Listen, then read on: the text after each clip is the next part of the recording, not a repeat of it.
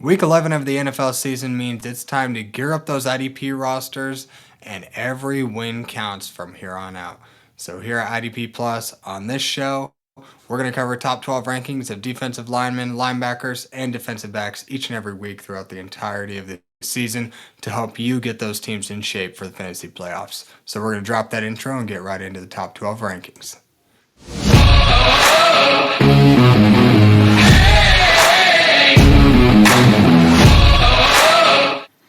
Welcome back to the IDP Plus podcast. I'm your host on this show, and my name is Axton Harding. You can find me on Twitter at AxmanIDP.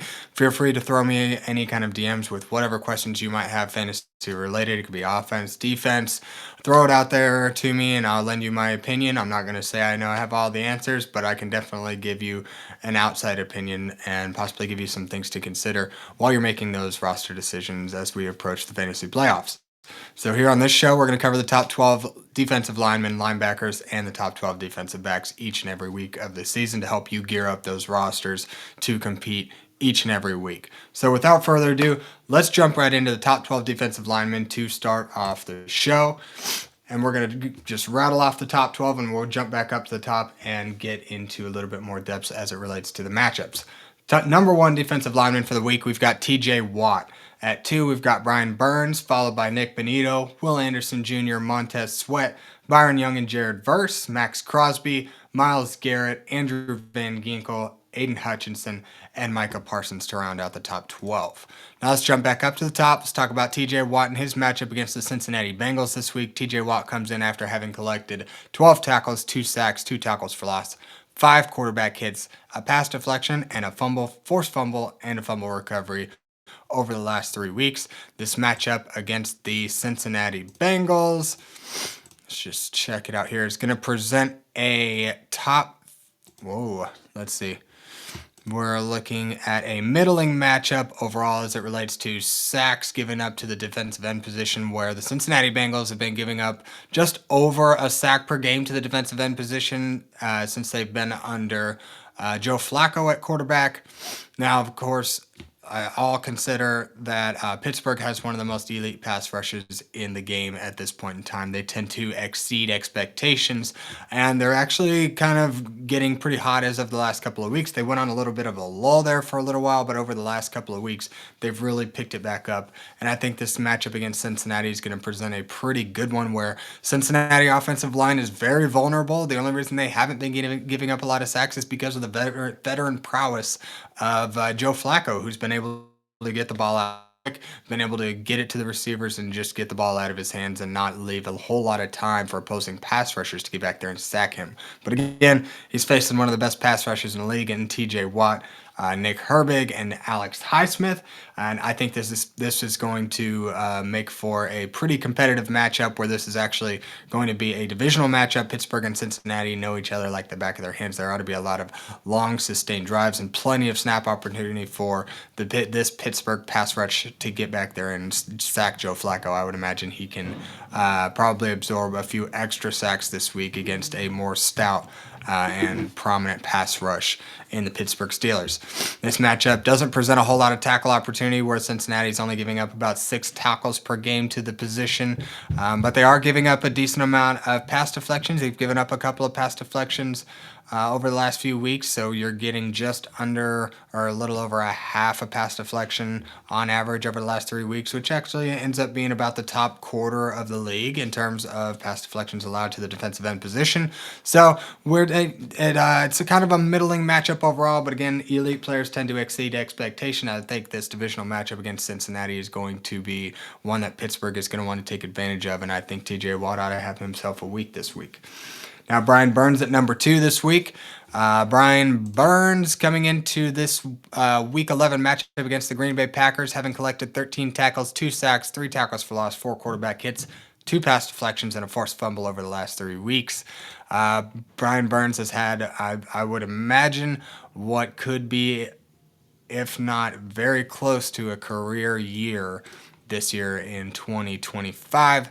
And this matchup against the Green Bay Packers, again, doesn't really present a an outstanding matchup, but it is top 11 overall. Actually, that's wrong. I'm looking at the reverse correlation of that. It's going to be a bottom 10 matchup overall, where we're looking at the Green Bay Packers offensive line is pretty stingy. They're giving up just 0.67 sacks per game to the defensive end position over the last 3 weeks. They're giving up a modest 10.67 tackles per game to the position as well. So it looks like Brian Burns is going to have a nice high tackle floor, and already a guy who comes into this matchup with already having a high tackle floor as it is going to now get a little bit of a bump to that floor as well.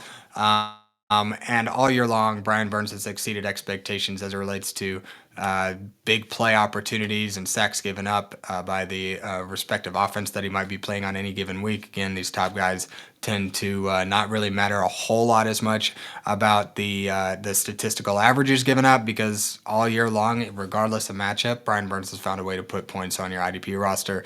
And any down weeks we can just attribute to the name of the game, and that's just kind of how it flows sometimes with fantasy football. We can't always expect everything to be perfect and in great matchups and bad matchups, where guys will perform in great matchups and not perform in bad matchups. Guys can't necessarily get a sack every single week throughout the entirety of the season. It's really hard to get in there and get a monster game each and every week over the course of a 17-week season. But nonetheless, Brian Burns ought to have himself a good week this week. New York Giants are going to have to bring that nice pass rush against this Green Bay offense and get some pressure back there on Jordan Love in order to come out on top in this one. And the Giants are without Jackson Dart, so they're going to need to lean on their defense a little bit more this week. And I think Brian Burns having that already high tackle floor coming into a high tackle floor matchup just makes for a nice floor play game with a little bit slimmer opportunity for some big play upside. But it's still there. You can kind of bump that up with his pass rush prowess and kind of the stats that he's put up over this season.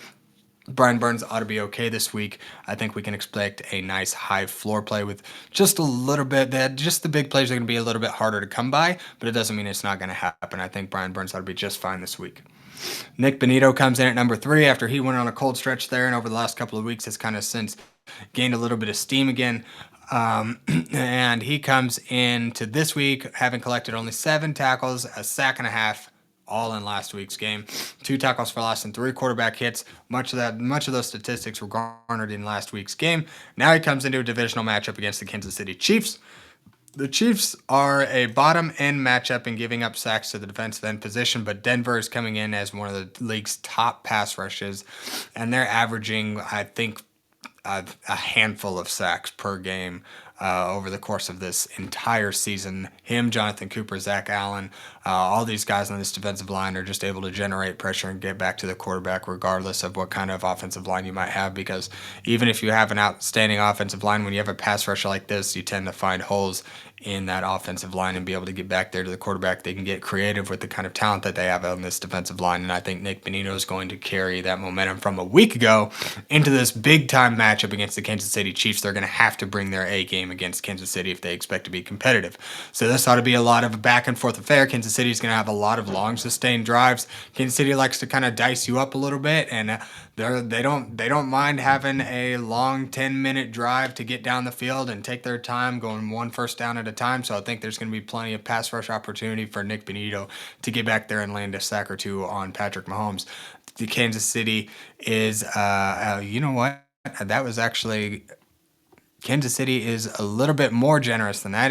Excuse me, guys. I keep going backwards. I was looking at Kansas City's matchup this week against Denver instead of Denver's matchup against Kansas City. So actually, Nik Bonitto is coming in with Kansas City allowing a sack and a third per game on average over the last 3 weeks, giving up a nice, modest 9.67 tackles per game as well. Nik Bonitto is not a very high tackle floor kind of guy, so this is a little bit encouraging. It might bring that tackle floor up a little bit, but there's going to be some opportunities in the pass rush here where, again, Kansas City giving up 1.33 sacks per game to the defensive end position.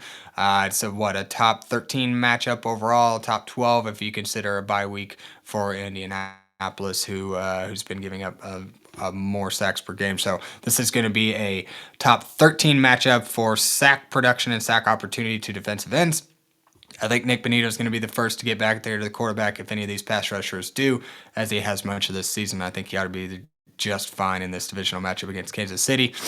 He's going to have to bring his A game, and they're going to have to rely on him pretty heavily, considering Bo Nix's kind of offensive struggles on the other side of the ball.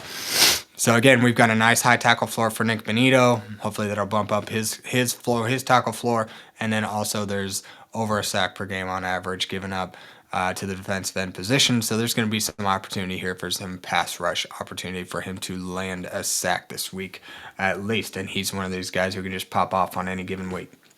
Now we'll talk about Will Anderson Jr. here at number 4 for the Houston Texans, going up against a Tennessee Titans, a weak Tennessee Titans offense. Will Anderson has garnered 4 tackles, 3 sacks, 3 tackles for loss, 6 quarterback hits, 2 pass deflections, and a forced fumble over the last 3 weeks. And this matchup against Tennessee is an outstanding one. So we're looking at Houston, a top 8 matchup where Tennessee is giving up 2.17 sacks per game to the defensive end position over the last 3 weeks, so they're pretty generous to defensive ends. Houston comes in with a nice pass rush coming off of the edge. Him and Danielle Hunter make for a nice combo there. Coming off the edges. Now, last week, Danielle Hunter got himself 3.5 sacks. Will Anderson even grabbed himself a sack last week. So, but nonetheless, Danielle Hunter hasn't been one of these consistent playmakers week after week. He kind of just has himself a pop week so far over the season, and then he'll just kind of cede all the production to Will Anderson for a couple weeks, and then he'll pop up again. So after he just got his big week this week, I think it's time for Will Anderson to pop in a big way this week against Cam Ward and that Tennessee Titans weak offensive line. So again, 2.17 sacks coming into this one. Not a whole lot of tackle opportunity, but Will Anderson isn't one of these guys you're really going to look at a tackle floor for production anyways. He's just not really one of these guys who's just going to get a number of tackles. He's more of a big play type of guy. But Tennessee is giving up 6.67 tackles per game, which is among the league worst. Not necessarily the worst, but I would say bottom 5 or so, or 5 to 10. For tackle production allowed, but again, we're kind of more targeting that big play upside for Will Anderson and the opportunity presented here with the Tennessee offense. So, like Will Anderson this week, he ought to be just fine in this matchup against Tennessee. Montez Sweat at number 5. He's been on a tear the last several weeks. Montez Sweat has garnered 12 tackles, 3.5 sacks, 3 tackles for loss, 4 quarterback hits, and 2 pass deflections over the last 3 weeks. In this matchup against Minnesota, presents a pretty nice one, a top 10 matchup for sack production allowed to opposing defensive ends, where Minnesota is giving up 1.67 sacks per game to the defensive end position. They're also giving up 0.67 pass deflections to the position as well, where they've given up 2 pass deflections in the last 3 weeks. So there's some opportunity for him to get his hands on some batted balls. Not a whole lot in the way of the tackle department, where Minnesota's only giving up about 6 tackles per game to the position, which is among the league worst. I would say bottom 2 to 3. If I had to guess here, I'm just kind of going off of color codes here on my IDP hub. If you guys have watched the matchup intel, you kind of know what I'm talking about. He's looking at a pretty red cell for this tackles allowed per game. But we're looking at a pretty modest sack production allowed to opposing defensive ends by the Minnesota Vikings offense, and J.J. McCarthy being back there at quarterback kind of gives this pass rush a little bit more time to get to the quarterback. So I think there's going to be plenty of opportunity. Montez Sweat is on a heater over the last several weeks. I expect that to continue this week against Minnesota. Now let's talk about Byron Young and Jared Verse, the LA Rams pass rush, another great duo, one of the league's top pass rushes in LA. Byron Young and Jared Verse have been on a revelation this year. It's been a nice tandem to have in fantasy, either or. And let's just kind of talk about their stats coming into this week against the Seattle offense. Byron Young's grabbed about 8 tackles, 1.5 sacks, 2 quarterback hits, and Jared Verse 4 tackles, 1 sack, a tackle for loss, and 2 quarterback hits. So the LA Rams pass rush has been a little bit lackluster the last several weeks, but I think this matchup against the Seattle Seahawks is going to present an interesting matchup where it's a divisional matchup, so there's a lot on the line here. Seattle's been doing pretty well on offense. They've got a number of wins over the last several weeks. LA Rams have been hot as well. Seattle's going to have to air it out plenty in order to keep up with the LA Rams offense, so I think there's going to be lots of pass rush opportunity for the Rams and Jared Verse and Byron Young. Leading up to this kind of lull, these guys were consistently putting up nice production, big plays, and among the league leaders in your IDP leagues for the most part. So I think this divisional matchup against Seattle is going to present a lot of good opportunity where Seattle's giving up a sack per game to the defensive end position. These top end pass rushers tend to exceed these kind of expectations. So I could imagine where the Rams are just going to have to bring their A game against the Seattle offense and have to bring a lot of pressure to Sam Darnold, help him see those ghosts once again, and put some pressure on him and get in his head to help him make some mistakes, give that LA Rams offense some more chances to score. There's not a whole lot of tackle opportunity on the table in this one, where Seattle's only giving up tackles per game to the defensive end position. They haven't even given up a single pass deflection to the position over the last 3 weeks either. So we're more targeting this divisional matchup and some big play upside, where the Rams are going to have to put a lot of pressure back there on Sam Darnold, get in his head and compete so they can remain atop the divisional rankings. So love some Jared Verse, Byron Young, and this LA Rams pass rush. You don't set them just because they're on a lull. That only means to me that they're due for a big week, and a divisional matchup is an outstanding opportunity for them to bounce back. So these guys ought to be just fine. LA Rams pass rush is not going to consistently let you down. You can almost expect, if there's been a couple of dud weeks, that they are due to land a big time game anytime now, and I think this is going to be a good opportunity for them. So let's talk about Maxx Crosby at number 8. Maxx Crosby comes in having grabbed 12 tackles, a sack, 3 tackles for loss, a quarterback hit, and a pass deflection over the last 3 weeks. And he's got a nice little matchup against the Dallas Cowboys. But of course, with the statistics kind of given up by the Dallas Cowboys offense, it's only been about a sack per game given up to the defensive end position. But in all of the passing opportunities that Dallas has, where they're one of the league leaders in just pure number of passes and plays through the air. They're also giving up they're giving up 1.33 pass deflections to the position as well, and a decent tackle floor. They're kind of middle of the league, giving up 8 tackles per game to the defensive end position, and Maxx Crosby is pretty well the only elite pass rusher on the Las Vegas Raiders, and he already comes in with a nice high tackle floor as it is. I think Maxx Crosby ought to be just fine this week. Maybe gets his hands on a battered ball, gets back to Dak Prescott. He's going to have to, in order to kind of put some pressure on Dak Prescott and give the Vegas Raiders a fighting chance in this one. There's going to be plenty of passing by the Dallas Cowboys offense. I think Maxx Crosby ought to have plenty of chances to get back there to Dak Prescott. There's going to be a lot of long sustained drives and plenty of pass rush opportunities. So Maxx Crosby ought to be just fine this week against the Dallas Cowboys in Week 11. So let's talk about Myles Garrett. Our number 9 defensive lineman. Myles Garrett plays Baltimore Ravens this week. He's grabbed 11 tackles, 7 sacks, 9 tackles for loss, 8 quarterback hits, and a forced fumble over the last 3 weeks. And this matchup against the Baltimore Ravens is going to present a decent matchup. Nothing really to write home about. Baltimore is only giving up about 1 sack per game to the defensive end position. Myles Garrett, as you guys well know, after having grabbed 5 sacks all by himself a few weeks ago, coming into the bye, he's gonna be one of these guys who will. We're not really all that worried about the matchup. But if we do want to talk about stats given up by the Baltimore offense, they've given up a nice, modest 13.33 tackles per game to the defensive end position, which over the last 3 weeks happens to be the league most. So we're coming into this game with a nice high tackle floor, and Myles Garrett over this season has garnered a fair amount of tackles.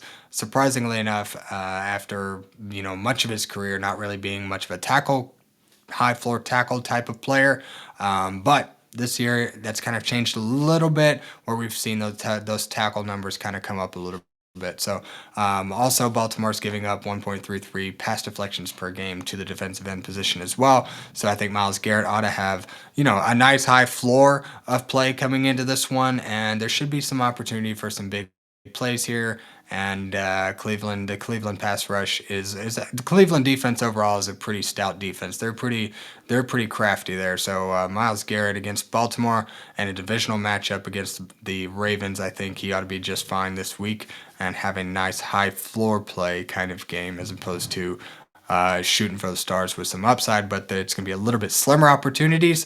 But he's one of those guys that can go out and grab even the slimmest of opportunities. So Myles Garrett ought to be just fine. He's not among the top 1, 2, 3, 4, 5 that I have in my defensive line rankings, but he still makes the top 12.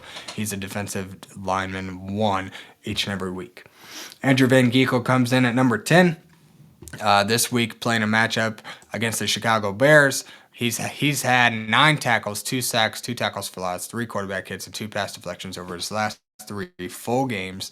Of course, he missed quite a bit of time there in the middle of the season, but now he's getting back into the swing of things, getting those more full-time snaps, and even just last week, even not having grabbed a sack, he still managed to put up a modest production type of game for IDP lineups.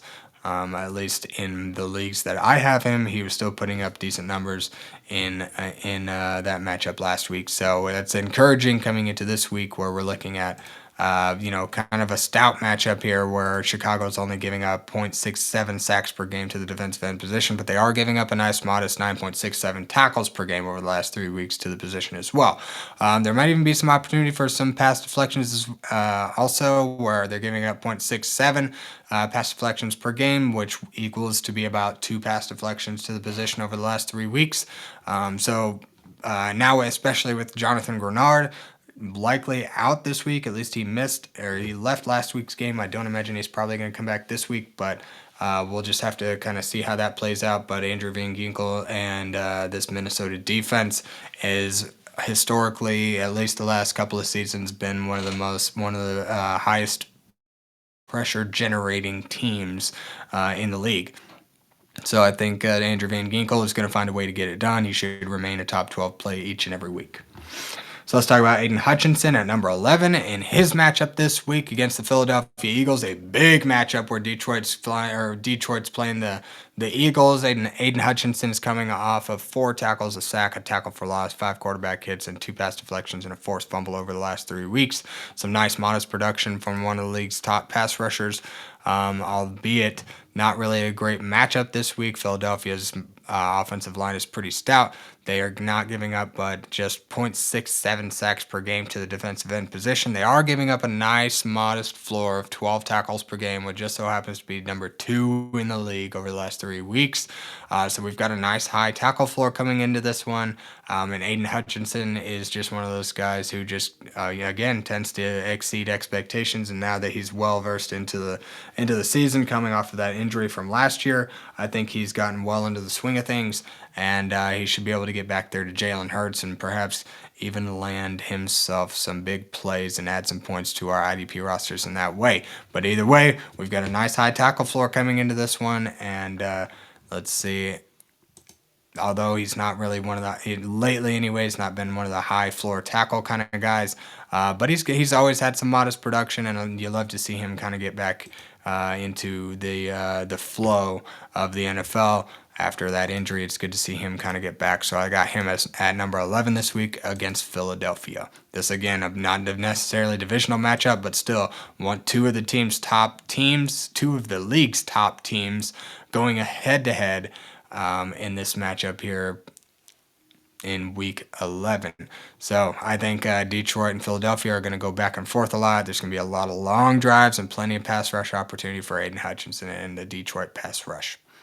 So now let's talk about Micah Parsons rounding out the top 12 defensive linemen. He's got 6 tackles, a sack, 2 tackles for loss, and a quarterback hit over the last 3 weeks, and he plays the Giants. He actually plays Jameis Winston this week, and if you know anything about Jameis Winston, you know he's going to pass the ball a ton, and he gives 0 Fs. So that's going to present plenty of opportunity for a guy like Micah Parsons, who actually presents a top 10 matchup for sack production to the defensive end position, as the New York Giants are giving up 1.5 sacks per game to the defensive end position. A decent 7.33 tackles per game. We're not really targeting the tackles with a guy like Micah Parsons. we're more targeting that big play upside. And with Jameis Winston at quarterback, we're not looking at a whole lot of scrambling opportunity, not a whole lot. He's not a very slippery type of player like Jackson Dart, but he's going to sit in the pocket and he's going to pass a lot. There's going to be a lot of opportunity for Micah Parsons to get back there and have himself a day. So I think Micah Parsons, not really having made my top 12 so far this season just due to his inconsistency and the fact that you're not really ever going to be able to predict what game he just pops off for those 3 sacks like he did for a couple of weeks ago. But I think this ought to be a good week where he could have a nice high floor coming into this game. And there should be plenty of opportunity with Jameis Winston back there at quarterback for him to get back there and land a sack or two, perhaps even more. So I think this game for Micah Parsons ought to be a nice one this week against Jameis Winston and the New York Giants in Week 11. So now we've rounded out at the top 12 defensive linemen. Let's just, go back through them more. TJ Watt, Brian Burns, Nik Bonitto, Will Anderson Jr., Montez Sweat, Byron Young, Jared Verse, Maxx Crosby, Myles Garrett, Andrew Van Ginkel, Aidan Hutchinson, and Micah Parsons rounds out the top 12 defensive linemen. So now let's jump into everybody's favorite position. We'll talk about linebackers. We've got our top 12 linebackers here, and we'll go 1 through 12. Foyesade Oluokun, Jordyn Brooks, Roquan Smith, Blake Cashman, Cedric Gray, Zack Baun, Nate Landman, Robert Spillane, Lavonte David, Tremaine Edmunds, Dre Greenlaw, and Bobby Wagner at number 12 to round out our top 12 linebackers. So go back up to the top. Foyesade Oluokun found himself in the top matchup last week, and it just so happens that when we roll the rolling 3-week averages forward another week, he finds himself in yet another lucrative matchup this week against the who was he playing yet?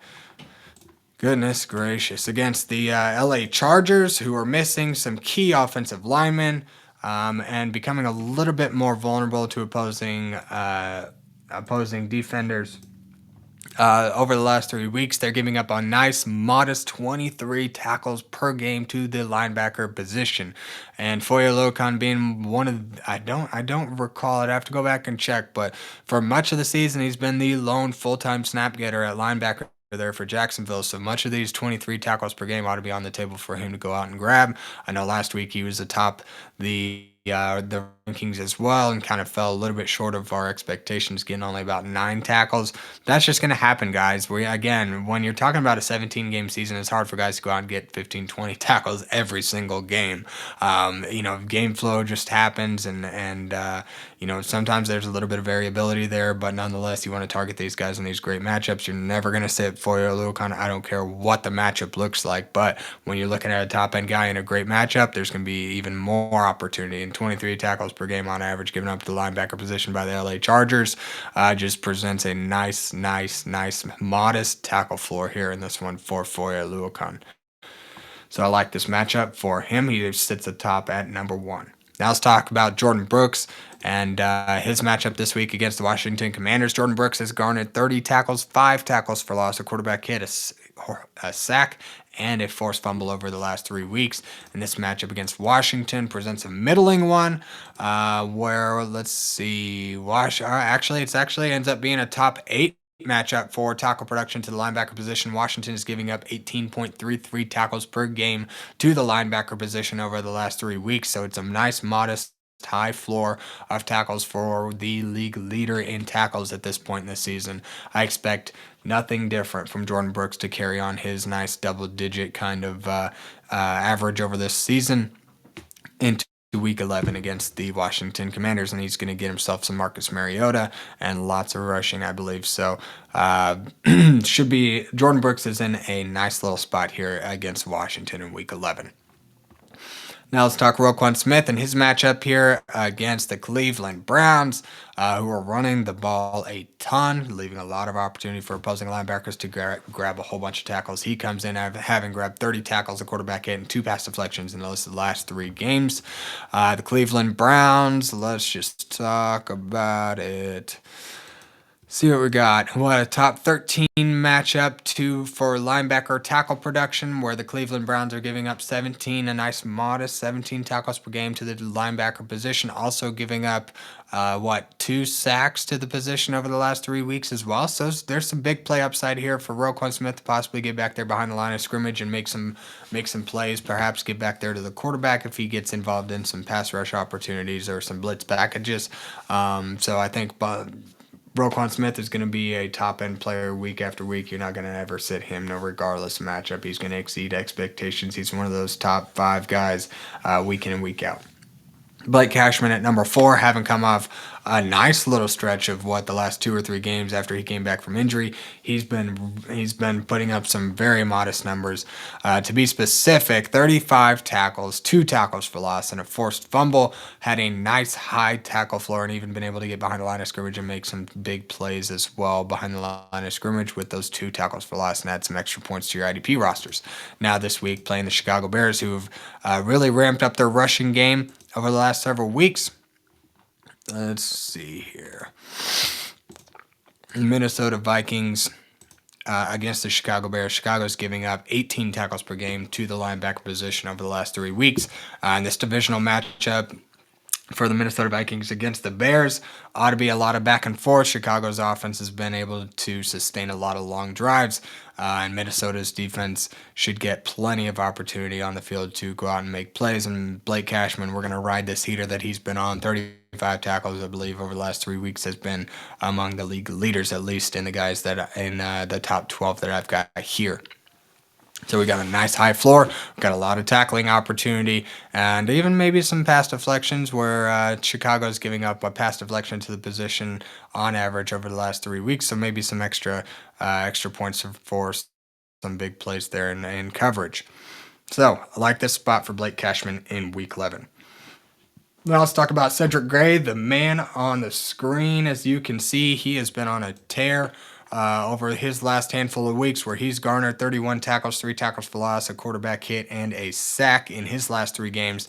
And this week he plays the Houston Texans, who are a top 2 matchup for sack production, actually tied with Foyesade Oluokun's matchup against the LA Chargers. Houston has been giving up 23 tackles per game on average to the linebacker position over the last 3 weeks.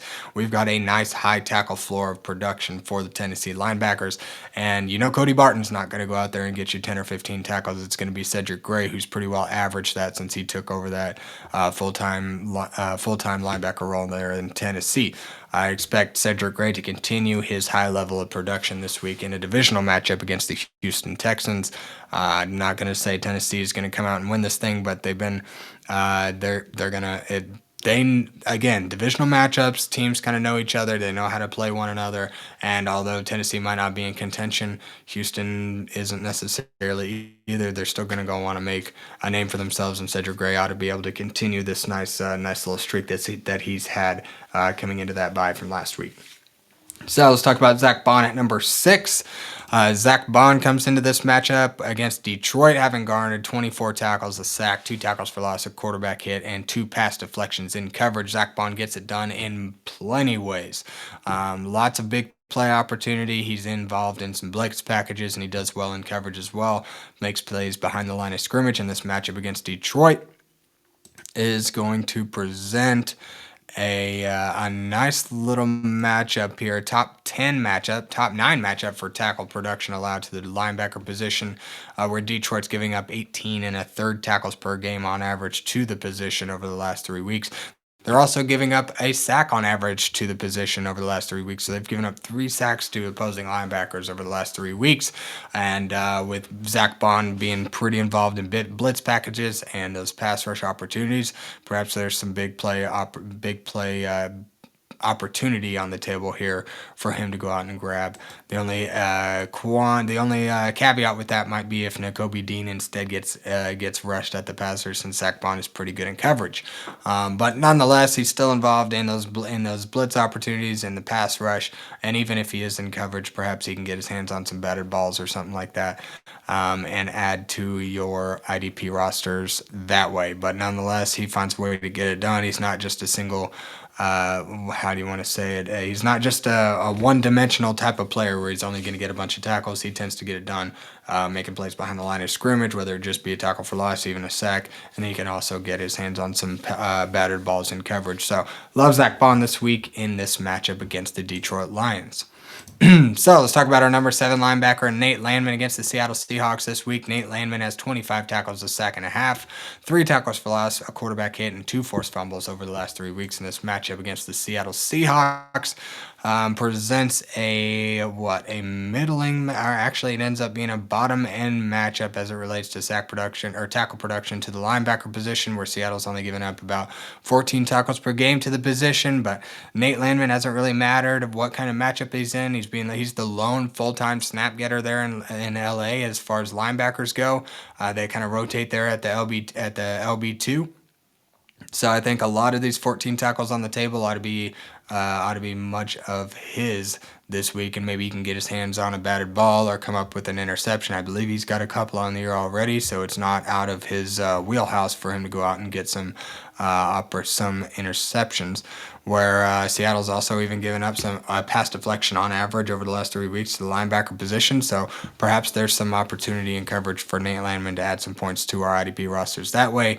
But nonetheless, he's still going to come into this game and carry a nice, modest 6 to 8 tackle floor, and even one of those players who can far and away exceed expectations on any given week in this divisional matchup against the Seattle Seahawks is going to be a big one, I think, for both teams looking to make a push for the playoffs.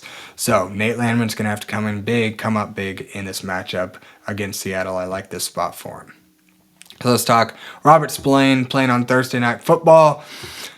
Robert Spillane playing the New York Jets this week. He comes in having grabbed 28 tackles, 3 tackles for loss, an interception, and 2 pass deflections in coverage. A guy who makes plays behind the line of scrimmage and also gets it done in the passing game as well.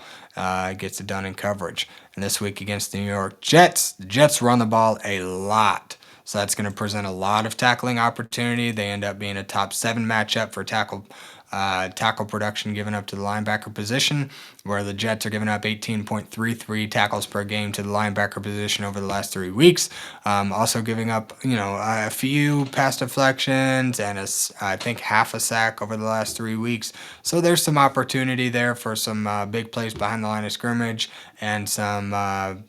And they don't really pass the ball a whole lot. I think he passed it a whole 14 times last week, Justin Fields did. So perhaps not really a whole lot of opportunity in coverage, but when he does pass it, maybe there might be some chances for him to make some mistakes and Robert Spillane to get his hand on a battered ball. But nonetheless, Robert Spillane's going to come in with a nice high tackle floor of his own, and also being, again, the lone full-time snap getter at linebacker there in New England.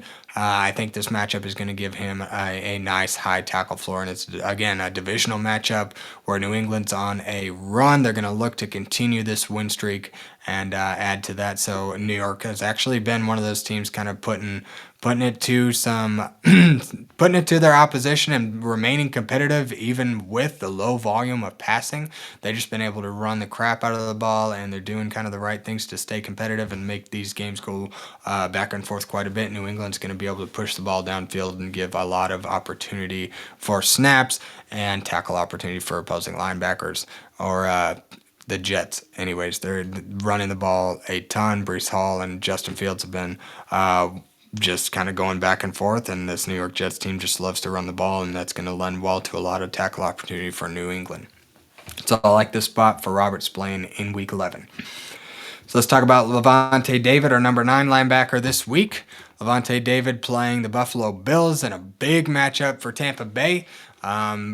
Lavonte David has 26 tackles, a tackle for loss, and a fumble recovery, so he's mainly just been involved in tackle opportunities, had a nice high tackle floor over the last several weeks. He's one of those guys that will rush the passer and make plays behind the line of scrimmage, as you know from the tackles for loss. But this matchup in particular against the Buffalo Bills is going to be a top 3 matchup for tackle production to linebackers, where Buffalo runs the ball a ton, and they're giving up 22.33 tackles per game on average over the last 3 weeks to the linebacker position. There's also some opportunity for some big plays where the Buffalo Bills have given up 3 sacks to opposing linebackers over the last 3 weeks, which is an average of 1 per game. So Lavonte David might even be able to get back there and find himself a sack on Josh Allen this week. So lots of tackle opportunity on the table, and even a modest amount of sack potential as well. So there should be plenty of opportunities for Lavonte David to have himself a nice little game this week against Buffalo. So let's talk about Tremaine Edmunds, a guy who's been on a revelation this year. I would imagine a career year for Tremaine Edmunds. He comes in having grabbed 19 tackles, a tackle for loss, a quarterback hit, an interception, and 4 pass deflections in coverage over the last 3 weeks. And he plays the Minnesota Vikings this week, who are not really giving up a whole lot of production to the linebacker position, but it hasn't really mattered. Tremaine Edmunds has been showing out. If he doesn't have the high tackle floor, he gets it done in coverage. And Minnesota is giving up 13.33 tackles per game on average over the last 3 weeks. So there's not a whole lot of tackle opportunity. TJ Edwards has kind of been in and out. It sounds like, from what I understand, Noah Sewell will be starting alongside Tremaine Edmunds. So Tremaine Edmunds ought to get that green dot and get the primary role there at linebacker for the Chicago Bears. And this matchup against Minnesota, being a divisional matchup, ought to be a back and forth affair. It ought to be a pretty close game. The Minnesota Vikings are also have given up 2 sacks not per game, 2 sacks to the linebacker position over the last 3 weeks, so an average of 0.67 per game, which is some nice opportunity. Perhaps he can get back there in a blitz package and land himself a sack. There's also some opportunity for pass deflections in coverage, where they've given up 2 pass deflections to the linebacker position in coverage as well. And with Tremaine Edmunds having garnered 4 pass deflections in coverage over the last 3 weeks, we're looking at kind of a nice little combination here, where he's been overproducing and performing, and we've even got some opportunity for some big plays behind the line of scrimmage and even in the passing game here. So I like this spot for Tremaine Edmunds to continue this nice streak that he's put up of production for IDP in Week 11. So let's talk about Dre Greenlaw. Dre Greenlaw, Denver Broncos linebacker, now going to come in and garner the green dot for Denver after coming off a gnarly injury from a year ago, where Alex Singleton is not going to be playing this week. He just had surgery to remove testicular cancer that he recently found that he had. So it doesn't look like he's going to be out for a whole lot of time, but he is not going to be playing this week, and Dre Greenlaw will get the start in what has been a nice lucrative position on this Denver Broncos defense.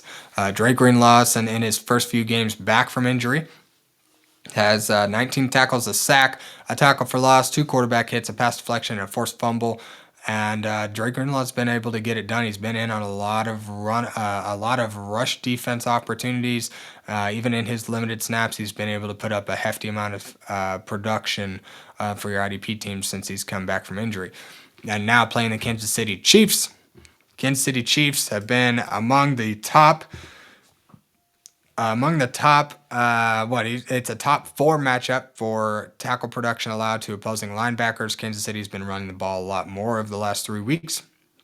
They've given up 21 tackles per game on average to opposing linebackers over the last 3 weeks. There's not a whole lot of upside in terms of big play opportunity. They've given up 1 sack to the linebackers in the last 3 weeks and 1 pass deflection, 1 interception as well. So there's some slim opportunity there, but we're more targeting this high tackle floor, where Dre Greenlaw has been very efficient this season in the tackle department. Even on limited snaps, he's been able to go out there and get you a nice high tackle floor from a guy you would even expect to be playing full-time snaps, and he hasn't so far this season. But I imagine this week, having garnered the green dot, he ought to play a nice healthy share of snaps and get back into the full swing of things. So this is going to be a big matchup where Denver and Kansas City are going to go back and forth, smack each other in the mouth. Kansas City is going to run the ball a lot. They're going to be able to go just kind of inch their way downfield. There's going to be a lot of long drives. Kansas City plays a lot of snaps on all their drives, so there should be plenty of opportunity for Dre Greenlaw to get in there and make some big plays. If nothing else, get us a nice high tackle floor this week against Kansas City. So let's talk about the number 12 linebacker this week. Bobby Wagner tends to find his way into the top 12 week in and week out for the most part. And this week against Miami, he comes into this matchup having grabbed 26 tackles, a tackle for loss, 1 quarterback hit, an interception, and a pass deflection in coverage over the last 3 weeks as well. Bobby Wagner's matchup against Miami presents what here? A middling kind of matchup for tackle production where Miami's giving up 17 tackles per game on average to the linebacker position.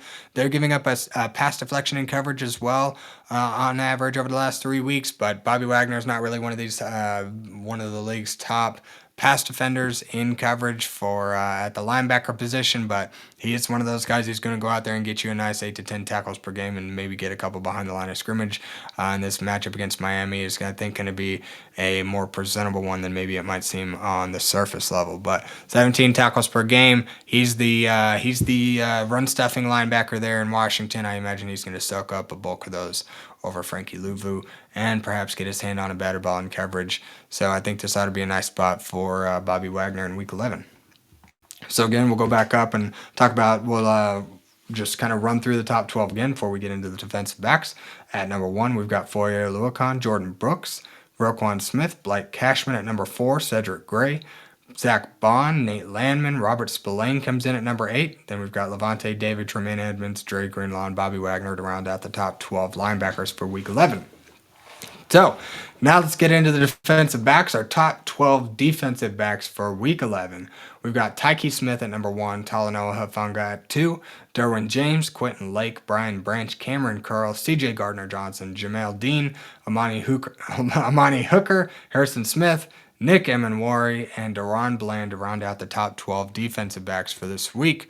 So let's kind of hide the stats we don't necessarily need here.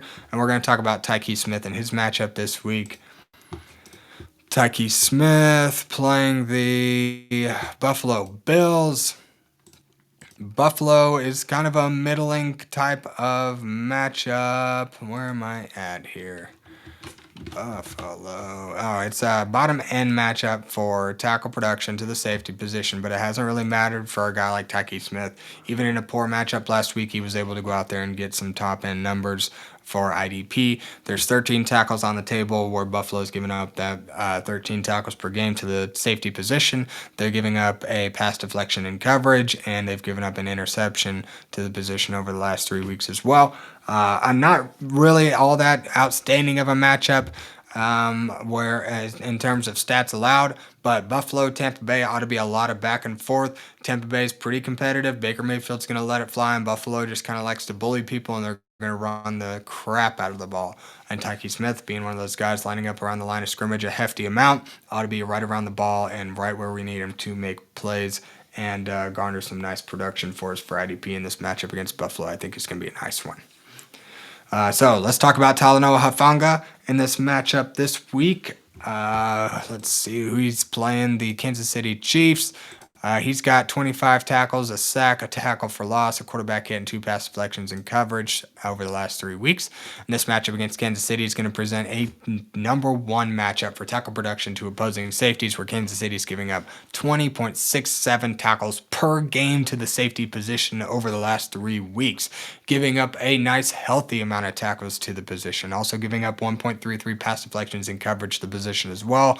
This matchup for Talanoa Hufanga ought to be a great opportunity for him to continue this hellacious kind of stretch that he's had over the last several weeks, and actually even much of the season. He's been a nice play for a majority of the season. So I expect this divisional matchup to be a back and forth one, and a lot of these Denver defenders, especially the pass rush, even Dre Greenlaw in the linebacker position, and then Talanoa Hufanga in coverage, and at the safety position, he's one of those guys who makes plays behind the line of scrimmage, even gets it done in coverage. I think this ought to be a nice game for Hufanga.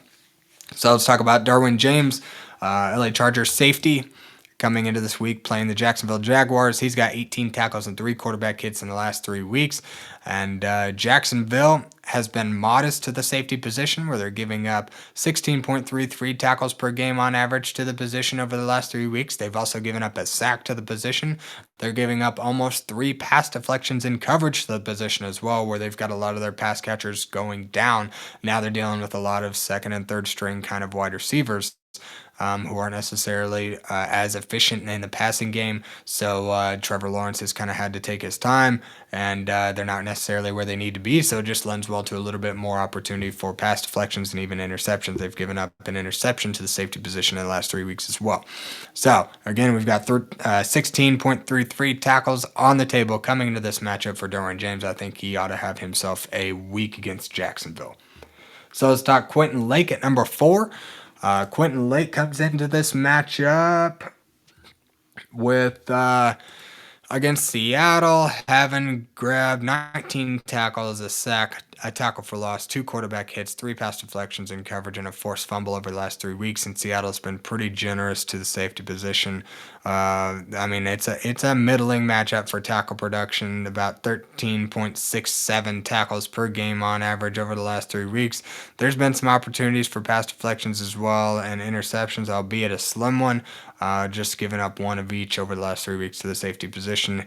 So Quentin Lake and Kamren Curl both kind of in a nice spot this week, not necessarily for statistical averages given up, but this matchup from LA and Seattle, I expect to be a big one. It's an important game for both teams. I expect there to be a lot of production had on both sides of the ball. So this spot for Quentin Lake, and regardless of the kind of matchup, he's been able to put numbers up for us week in and week out. So I expect nothing different this week against Seattle.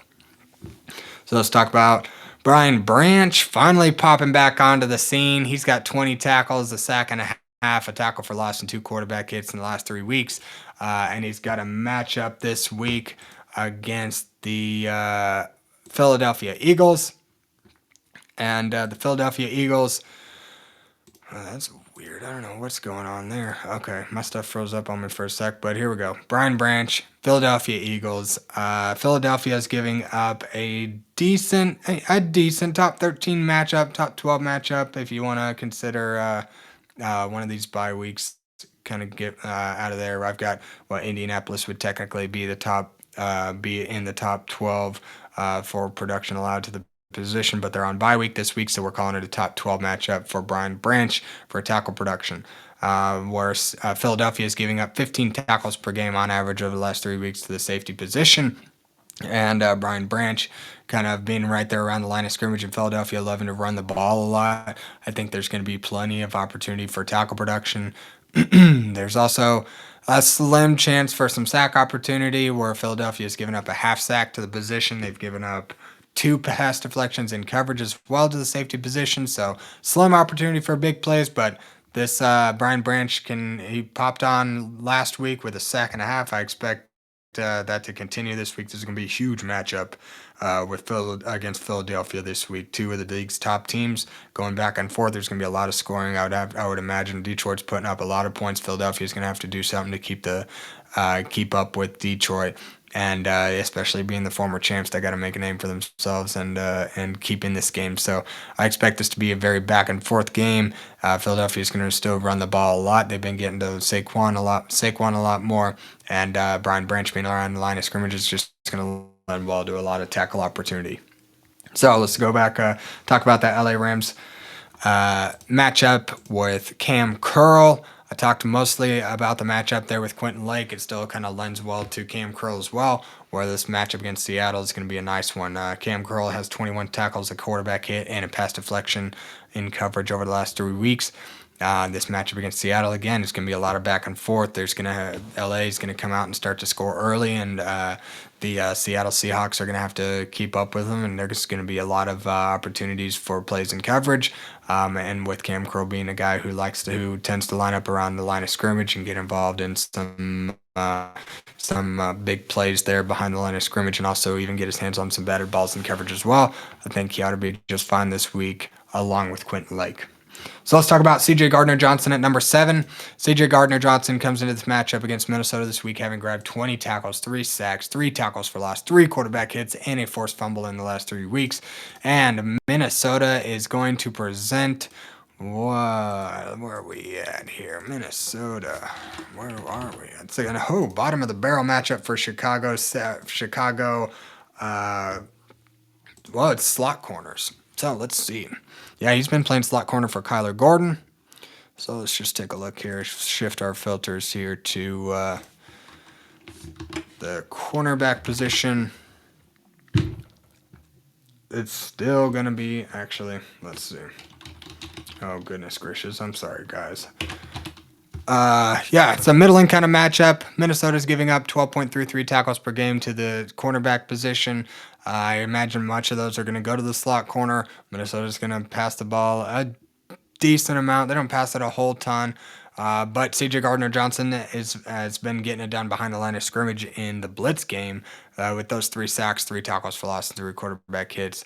He's been able to get back to the quarterback, and J.J. McCarthy being a nice, young, inexperienced quarterback. I think Chicago loves rushing CJ Gardner-Johnson at the quarterback. He's got one more week to kind of make a name for himself and establish a nice position there on that Chicago secondary until Kyler Gordon comes back off of injury or off of IR. Granted that he only, or assuming that he only has a 4-week stint there on the IR. But, you know, they signed him. They trust him. They've been utilizing him a lot behind the line of scrimmage and plays behind the line of scrimmage, tackles, sacks, and everything behind the line of scrimmage counts for more points for IDP. So we like that in this matchup. And also in coverage, Minnesota's been giving up 3.67 pass deflections per game to the cornerback position. And being a slot corner, I imagine that and last week, Minnesota threw the ball to Jalen Naylor a lot.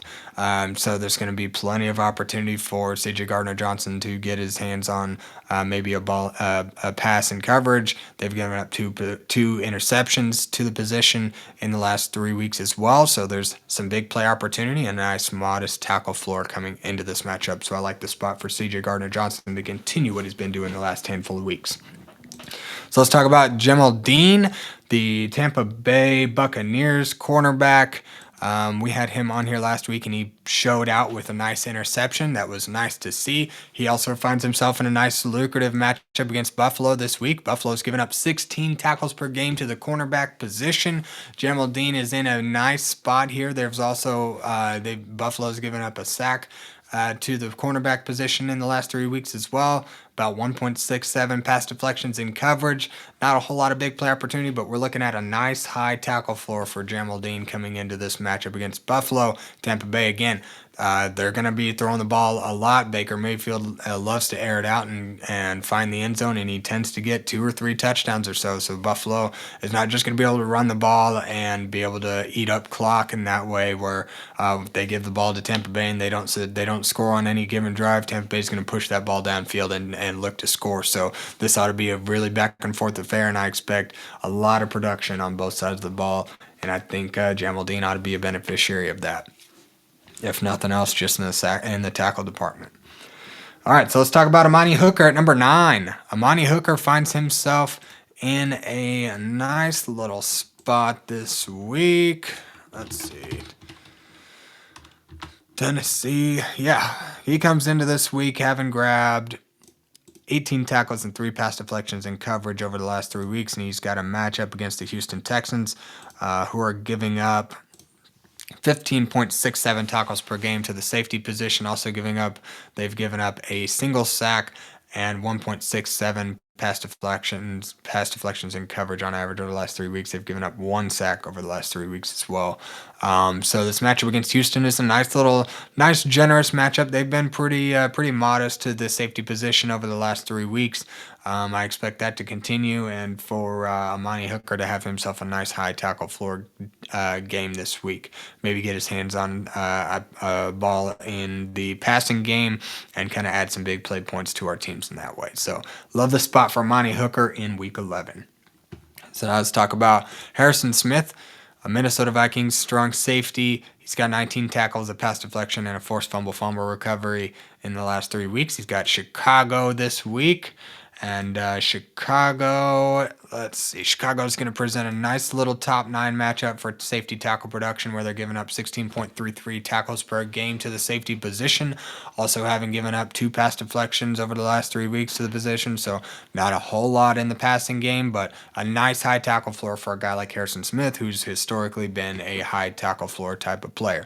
So 16.33 tackles gives us a lot of chances for some tackle opportunity and give himself a nice floor coming into this weekend being a divisional matchup. I expect a lot of back and forth. Chicago is going to have to do something to be creative and get around this nice and kind of more back to full force Minnesota Vikings defense. So I expect Harrison Smith to carry on his production over the last handful of weeks and give you guys a nice high tackle floor for Week 11. So let's talk about Nik Bonitto, number 11 defensive back this week. He plays the LA Rams, having grabbed 17 tackles, a half sack, a tackle for loss, a quarterback hit, and 6 pass deflections in coverage so far this season. Playing the Seattle Seahawks, where Seattle is a decent matchup, middling matchup for tackle production. They've given up 13.67 tackles per game to the safety position over the last 3 weeks. I've got that backwards. Let's see. Seattle playing the LA Rams.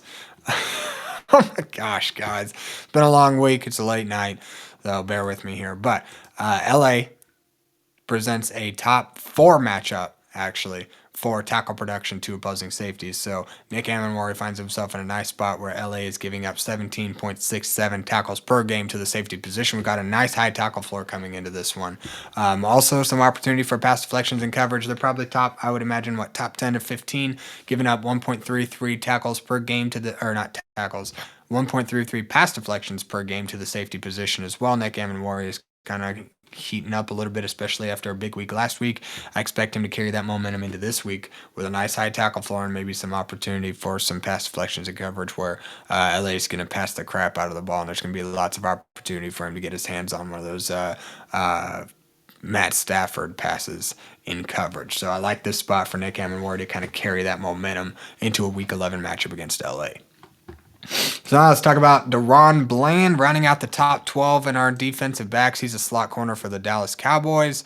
So we're going to kind of shift this matchup over to the cornerback position and talk about that matchup where DaRon Bland playing the Vegas Raiders. He's got 28 tackles, a tackle for loss, an interception, 4 touchdown, and 2 pass deflections in coverage over the last 3 weeks. DaRon Bland kind of giving us a little bit of a tease of his record-breaking interception or pick 6 season from a couple of years ago, and now he's back in that same spot in the slot corner. He moved to a wide corner there for last season, I believe, and now he's back in the slot due to some injuries and stuff for the Dallas Cowboys. So being in the slot is going to give him plenty of more opportunity. He's going to line up around the line of scrimmage a lot more.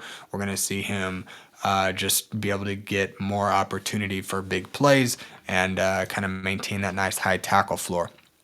And Vegas on the flip side is giving up 13 tackles per game to the cornerback position over the last 3 weeks, also giving up 1.67 pass deflections in coverage to the position on average over the last 3 weeks as well. They've given up an interception to the position as well over the last 3 weeks. Not a league-leading type of game in terms of production allowed in the big play department in coverage, but DaRon Bland is a guy who's going to go out and grab himself a nice handful of tackles, and he's going to be able to find points or a way to put points on the board, for you guys in IDP. Be able to get his hands on some passes in coverage, perhaps find himself an interception. If he can take one to the house, we're looking pretty hot here because it's not uncommon for Geno Smith to throw himself an interception. He's done it plenty of times this year, and I think if anybody was going to get an interception in this one, it would definitely be DaRon Bland in this game. So I like this spot against a vulnerable Geno Smith on the other side of the ball. Again, 13 tackles per game on the table coming in, and a little bit of opportunity in the passing game for him to possibly make some big plays there. So love this spot for DaRon Bland in week 11 as our number 12 defensive back this week. So let's round out the top 12 defensive backs one more time. Tykee Smith, Talanoa Hufanga, Derwin James, Quentin Lake, Brian Branch, Kamren Curl, CJ Gardner-Johnson, Jamel Dean, Amani Hooker, Harrison Smith, Nik Bonitto, and DaRon Bland to round out the top 12. That's going to do it for our top 12 rankings for week 11. Thank you guys for tuning in each and every week. I hope you find this useful, especially coupled with the matchup intel. I'm glad I'm going to be able to get this one out a little bit earlier this week. My work week has been, or my week in general has been a little bit lighter and allowed for me to kind of have a little bit more time for some research here and there. And it's just kind of flowed out pretty nicely this week. So hopefully you guys find some value in this. And good luck out there. Let me know if you guys have any questions. Throw it down in the comments. I tend to go into extreme depth and add as much context as I possibly can. Because for me, I know when I have questions, I don't just want a this or that. I want a reasoning. I want a little bit more than this guy or that guy. I want a reason behind that. So I like to go into some depth and give you guys some added context as to what I'm thinking. Again, I don't have all the right answers. Nobody can ever predict exactly what's going to happen. And frankly, all these stats I give out are just averages over the historical averages over the last 3 weeks. It's not to say that it's going to happen this week. It just says that these guys find themselves in a decent opportunity as it relates to production given up.